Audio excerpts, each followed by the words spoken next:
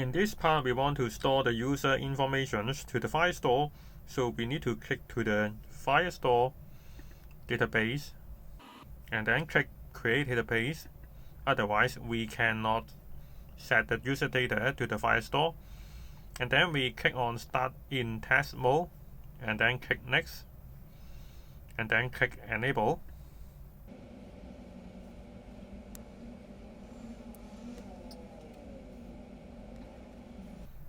So now we already start the file store, so we can back to the auth.js,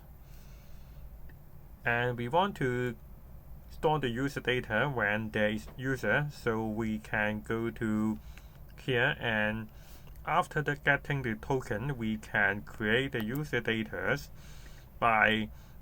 adding the display name, email, last seen, and photo URL, and then we use the set dot to set to the database which is inside our Firebase config file. So we have to import the DB, and we set the collection name is users, and we want this document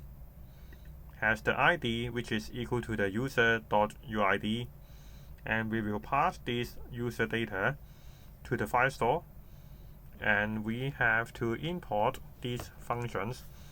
including the server timestamp and the dot, and also the set dot.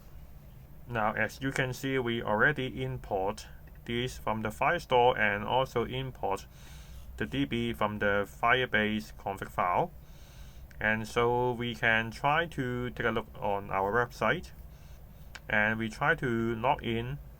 And for example, if we log in as this account, and then we back to our file store and we refresh the page,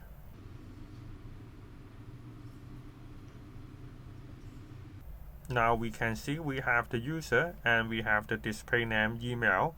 last seen, and also the photo URL.